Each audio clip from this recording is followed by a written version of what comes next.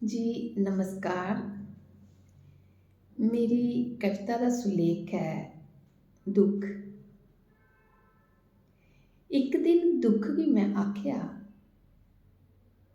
लै हाँ तुम्मी थोड़े दिन छुट्टी। एक दिन दुख भी मैं आख्या, लै हाँ तुम्मी थोड़े दिन छुट्टी। कीजे मैं भी खुशियां कन्नै जीना चाहनी आं। कीजे मैं भी खुशियां कन्नै जीना चाहनी आं। किश पल हस्सना मुस्कुराना झूलना चाहनी आं। भुलाना चाहनी आं भाग दौड़ आह्ली जिंदगी गी। तू इक बारी दिक्ख हां, तू इक बारी दिक्ख हां, एह् हत्थ एह् पैर एह् उंगलियां सुक्की जिंदगी दे निशान।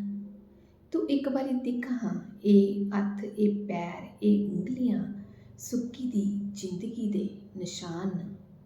तुगी नी आखां ते कुसी आखां, तुगी नी आखां ते कुसी आखां, अपने नम अक्खें दी क्हानी।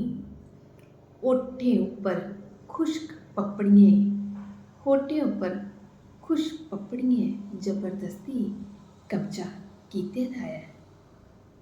होठें उप्पर खुश्क पपड़ियें कब्जा कीते दा ऐ। शरीर दे हर हिस्से च दर्द ऐ, शरीर दे हर हिस्से च दर्द ऐ। साह् बी हुण दिले शा सारा मंगै दे न, साह् बी हुण दिले शा सारा मंगै दे न। इक दिन दुख गी मैं आख्या, लै हाँ तुम्मी थोड़े दिन छुट्टी।